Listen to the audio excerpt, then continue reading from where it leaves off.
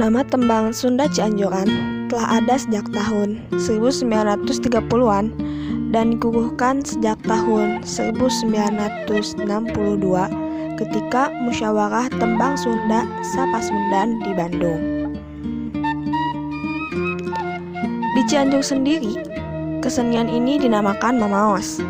Seni mamaos yaitu merupakan kesenian vokal Sunda dengan alat musik kacapi indung, kacapi rincik, suling, dan atau kebab.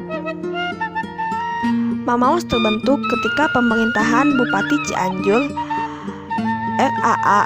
Kusumaningrat sekitar tahun 1834 sampai 1864 Masehi. Pada mulanya, mamaos dinyanyikan oleh kaum laki-laki saja. Namun, kemudian pada pertama abad ke-20, mamaos bisa dipelajari oleh kaum wanita.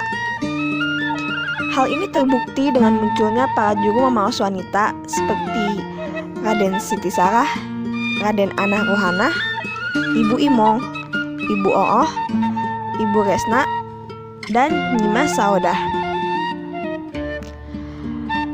Bahan mamaos berasal dari berbagai seni suara Sunda, seperti pantun, mamaca, degiung, serta macapat Jawa yaitu pupuh.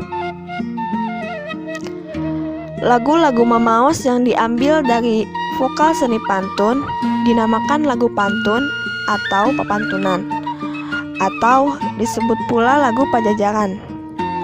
Lagu Pajajaran ini diambil dari nama keraton Sunda pada masa lampau.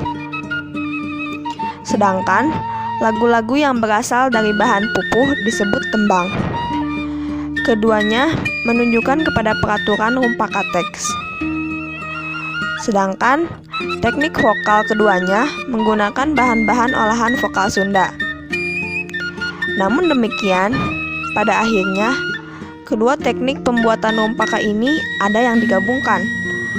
Lagu-lagu pepantunan pun banyak yang dibuat dengan aturan pupuh.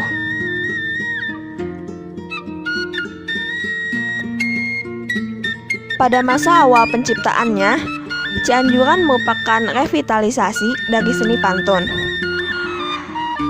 Kacapi dan teknik memainkannya masih jelas dari seni pantun. Begitu pula lagu-lagunya hampir semuanya dari sajian seni pantun. Rumpaka lagunya pun mengambil dari cerita pantun Mending Laya di Kusuma. Pada masa pemerintahan Bupati R.A.A. Prawiradi Reja II pada tahun 1862 sampai 1910, kesenian mamaos mulai menyebar ke daerah lain. Raden Ece Majid Natawireja adalah di antara tokoh mamaos yang berperan dalam penyebaran ini. Beliau sering diundang untuk mengajarkan mamaos ke kabupaten-kabupaten di Priangan, di antaranya oleh Bupati Bandung R.A.A. Martanegara dan R.A.A. Wiranata Kusuma. Ketika mamaos menyebar ke daerah lain dan lagu-lagu yang menggunakan pola pupuh telah banyak, maka masyarakat di luar Cianjur dan beberapa perkumpulan di Cianjur menyebut mamaos dengan nama tembang Sunda atau Cianjuran, karena kesenian ini khas dan berasal dari Cianjur. Demikian pula ketika Radio Nirom Bandung tahun 1930-an. Radio tersebut menyiarkan kesenian ini, menyebutnya dengan nama tembang Cianjuran.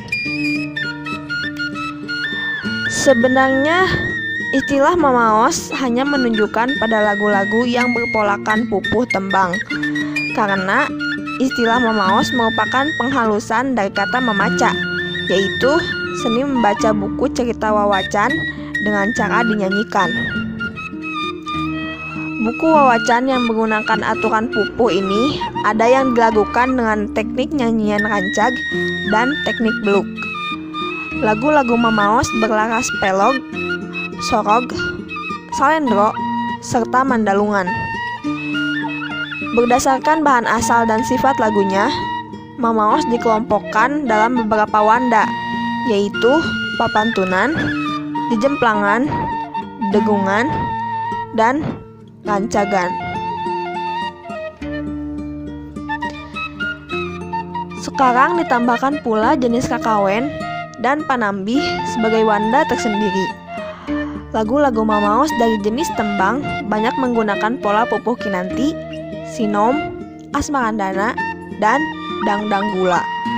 Serta ada di antaranya lagu dari pupuh lainnya.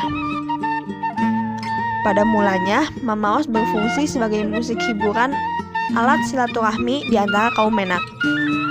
Tetapi Mamaos sekarang di samping masih seperti fungsi semula, juga telah menjadi seni hiburan yang bersifat profit oleh para senimannya seperti kesenian. Mamaos sekarang sering dipakai dalam hiburan hajatan perkawinan, khitanan, dan berbagai keperluan hiburan atau acara adat.